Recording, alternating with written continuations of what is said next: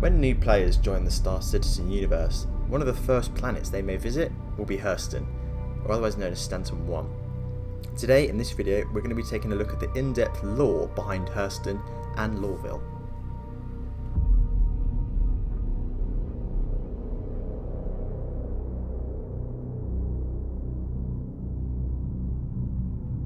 First, let's talk about the discovery of the planet. So Stanton 1 was discovered along with the other 3 planets in the Stanton system, and sometime during 2904 the system was discovered, most likely by some traders, and soon after the UEE claimed the entire system, declaring that it needed to take control of the system in order to protect the borders into other systems. However, during this time the UEE was in a major recession, and they kind of lacked the necessary funds in order to expand into another system. As a result, the 4 planets were sold to these massive mega corporations for trillions of dollars, and as a result of this, each planet was named after the respective corporation that owned it. In this case, Stanton 1 was named after Hurston Dynamics and called Hurston. The CEO of Hurston at the time was a person called Magda, who was the person to actually buy the planet, and as a result has a moon named after her. So who actually are Hurston Dynamics? Well, Hurston Dynamics was founded in 2438 and is a humans weapons manufacturer and materials processor. They are the largest producer of standard munition warheads for military contracts in the UEE, as well as the 3rd largest refiner of antimatter material. The current CEO of Hurston is Gavin E. Hurston, who has continued the policies of his predecessors by strip mining the planet for resources and using the life/labour style contracts in place of employment. This is why there is a heavy guard presence to keep the peace, because the life/labour style contracts are close to legitimised slavery.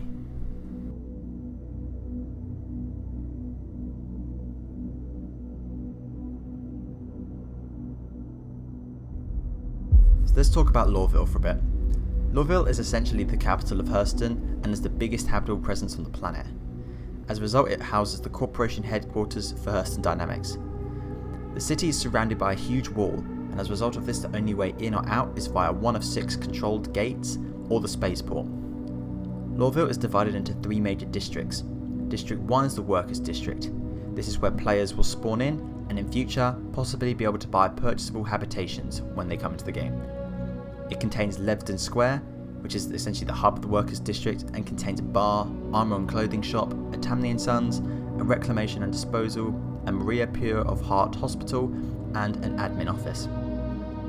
District 2 is the Central Business District, which is the Hurston Corporation building, which contains the Archibald Hurston Memorial Hall, which is essentially a massive hall commemorating the Hurston Dynamics Corporation. It has the Hurston Dynamics Showcase, which is basically a massive weapons shop, and also transfers where you'll be able to see economy data. And the 3rd and final district is Tisa Spaceport, which also comes along with the ship dealership called New Deal, with its showrooms, and in future you'll be able to get transit flights to other planets in the system.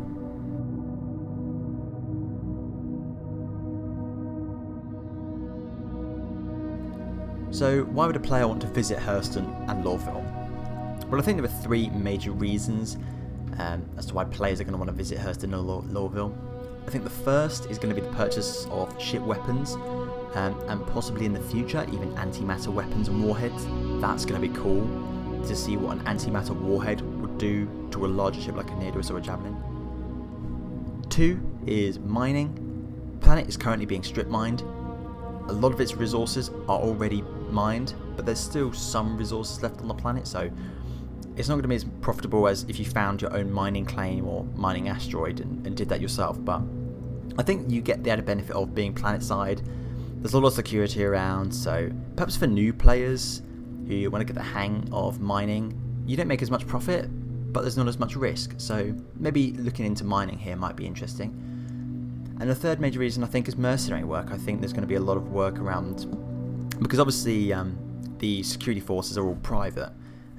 While general UEE laws do apply, a bit like maritime law throughout UEE space, each planet can manipulate and tailor the laws a bit more, and Hurston is not exactly ruled with an iron fist necessarily, but it's quite locked down. this is primarily due to the fact that a lot of workers don't like working there because the labour laws are essentially similar to that of modern slavery. So they have a large security force, especially in Lorville. There's plenty of security by the gates, by the spaceport, to make sure people don't leave who aren't supposed to leave, essentially. So I think mercenary work's going to be quite good here. Getting hired to perhaps track down people who have left, escapees maybe, people who want to run away from Hurston or break their labour contracts, essentially. That could be an interesting aspect of gameplay.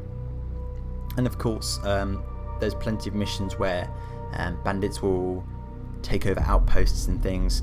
That's something that's currently in game.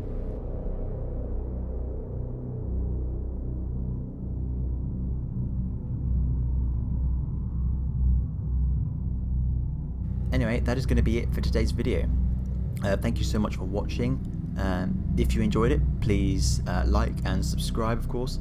I love doing these kind of lore videos, sort of like reading up about it and the lore of different planets and species and cultures and ships and corporations. Basically anything that's sort of lore related. I kind of love reading and getting the depth to the Star Citizen universe so I can sort of appreciate it a bit more in game. But if you would like to see more of these lore videos, I can certainly do more. I plan to do ArcCorp, Microtech and Crusader all in the future. Hopefully this video does well anyway, and we'll see how that goes. But yeah, anyway, thank you so much for watching, and I'll see you guys later.